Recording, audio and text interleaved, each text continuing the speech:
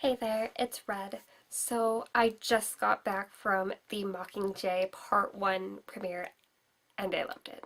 I apologize if I'm a little bit messy. I've had class all day. I just got back from the movie and I went straight from class to the movie and it's been pouring and my hair is not liking the weather right now. But yeah, I'm exhausted, so I apologize if I'm not like completely put together here. Also, because I did just get back from the premiere, it also means that it's kind of late, so hopefully I'm talking loud enough for you guys because everybody's asleep right now.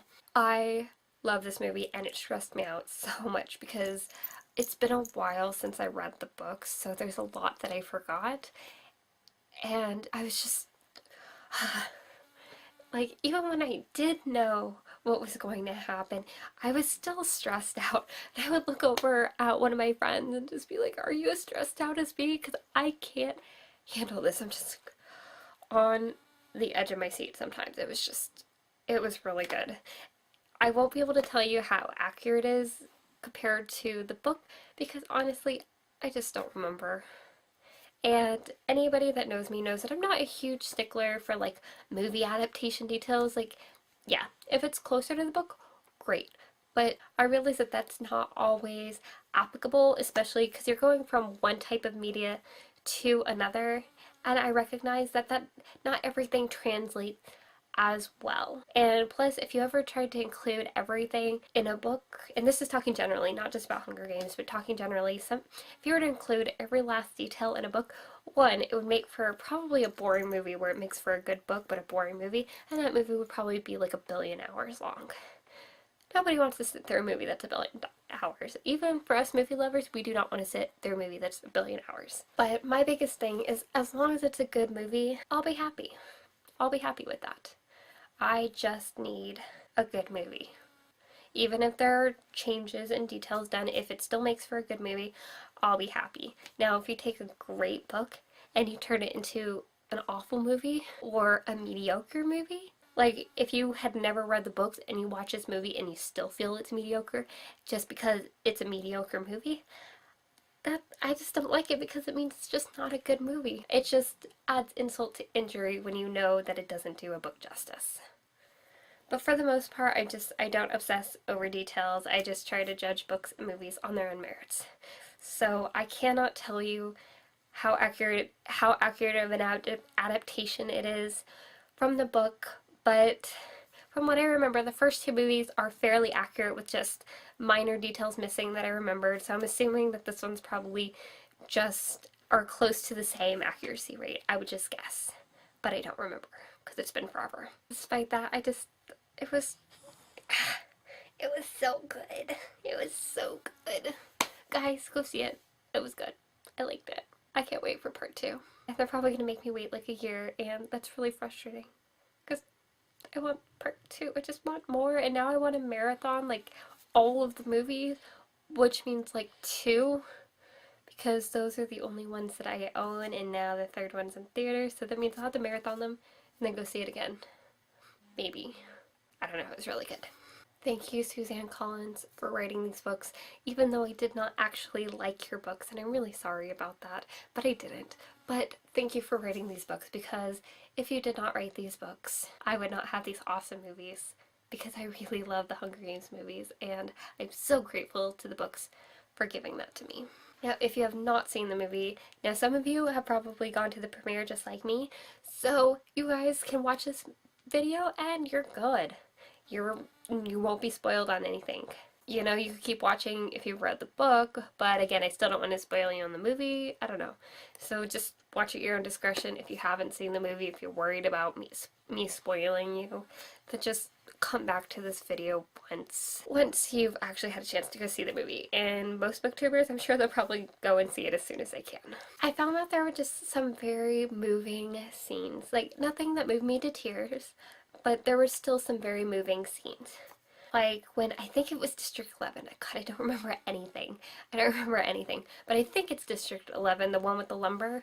But the part where you have all the District 11 workers and they're being marched into the forest by the peacekeepers, and then you see the symbol of the Mockingjay on the tree, and then the guy whistles whistles the Hunger Games Mockingjay tune, like the I can't whistle, but you know what I'm talking about, the doo doo doo doo. And it starts going around, and then they all charge and they start running, and of course the peacekeepers start shooting, so some of them get shot and they die, but most of them just like quickly climb up the trees, and it's like they're like monkeys and they just climb up the trees. And I can't even like get and I realized the movie and that nobody actually climbs up the tree that fast, but it was still super exciting, and they all disappear up into the treetops. And then and then you get the peacekeepers that are firing up into the trees trying to kill them, but they can't actually see where they're shooting because they're covered by the leaves. And then boom, all the peacekeepers die because District 11 fought back, and the peacekeepers died and they exploded. And District 11, and again, if it's not District 11 and I'm just mixing up the districts, sorry again, I'm really sorry.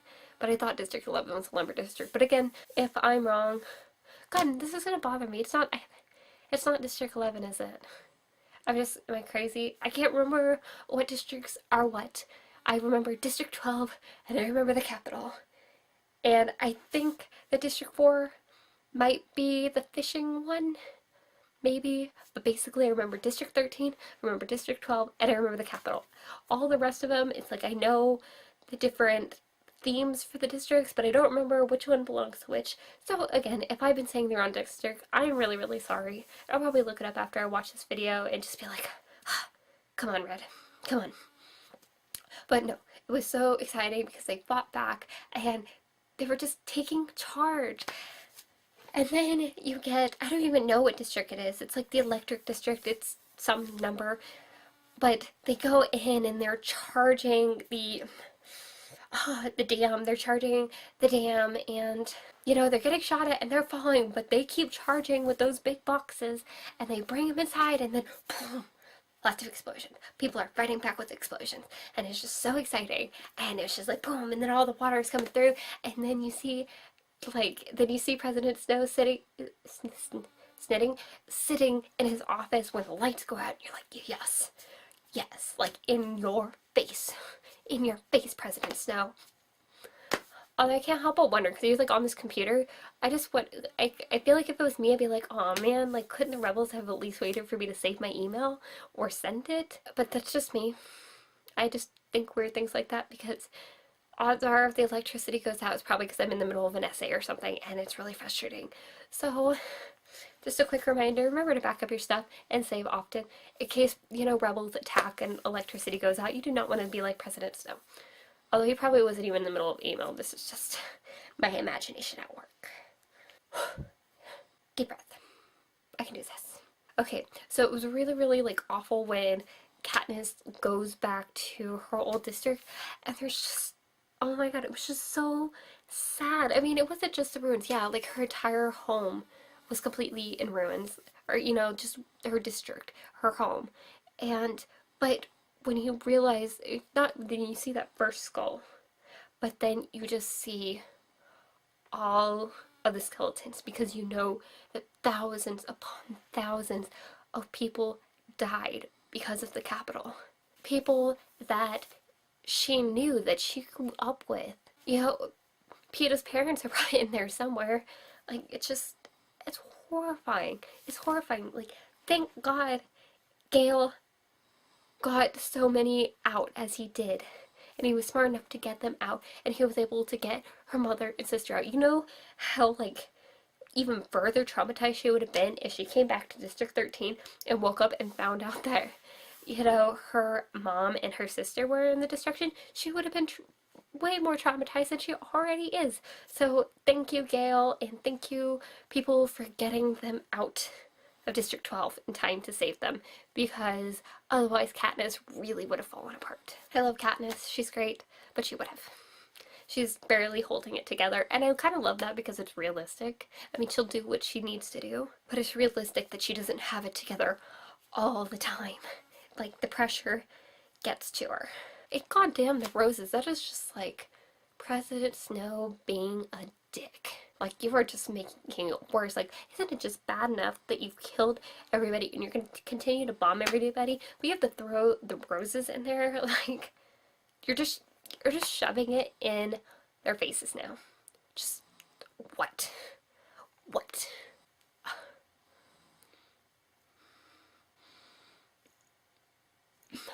I really like Katniss's new song. And just, is there anything Jennifer Lawrence can't do?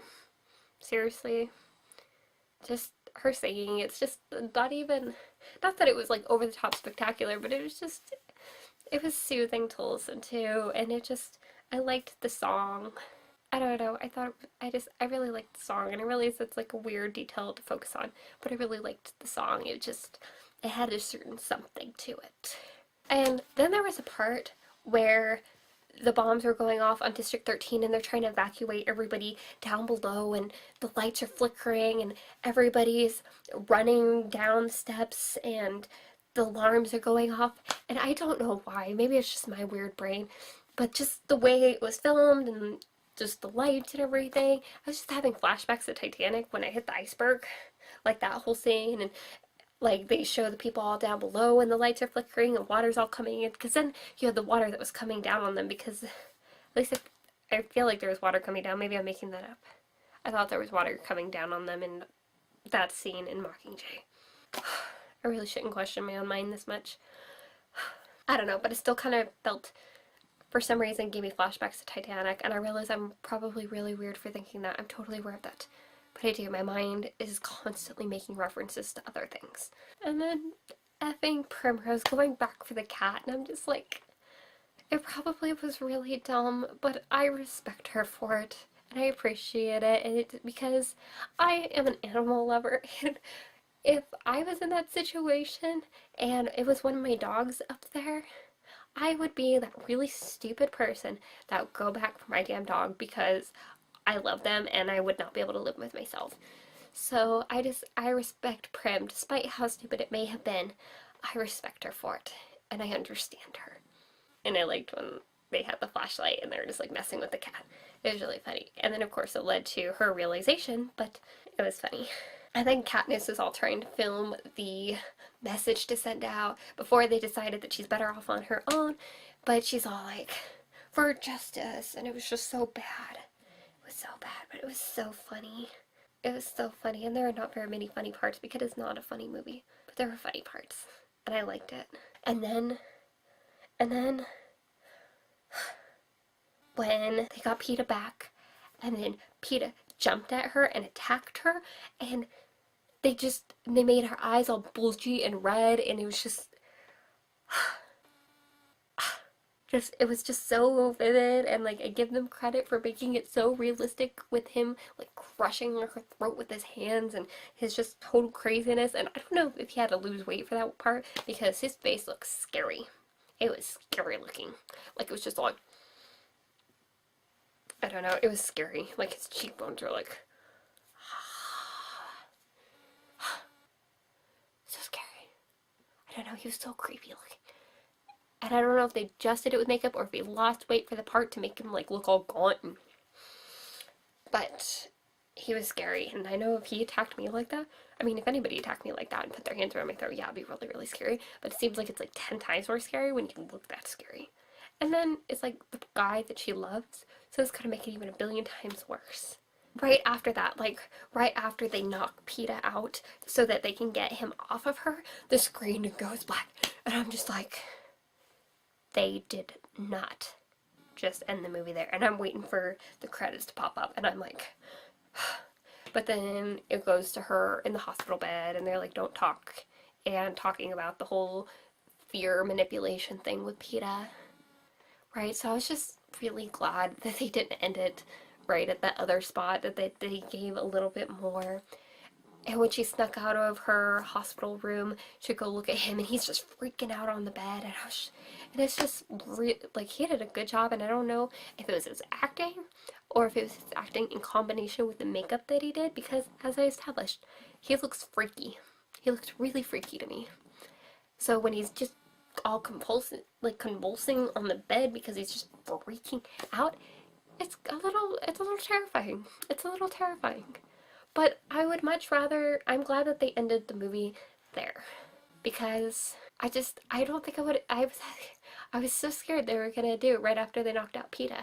And I'm really glad that they didn't, because I was just like, no, no, they did not end it there.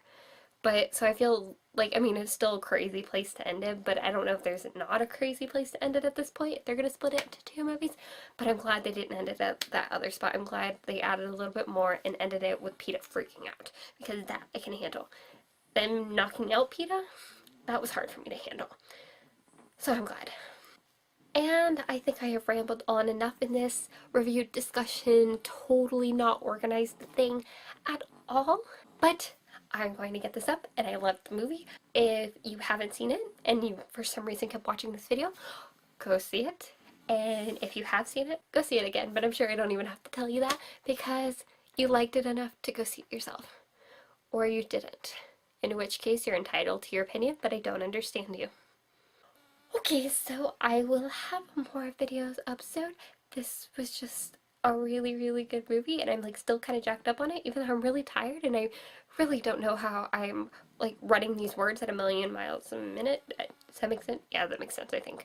Okay, so I'm just like, words are just like word vomiting this discussion, because I am somehow really tired and really energetic, and I don't know if this is just my last, like, my last stretch of energy before I go pass out, because right now my puppy is like waiting for me to get into bed, because actually he's not waiting for me because he's completely passed out. And why am I still talking? Okay, more videos up soon. Go see the movie, and I'll talk to you guys later.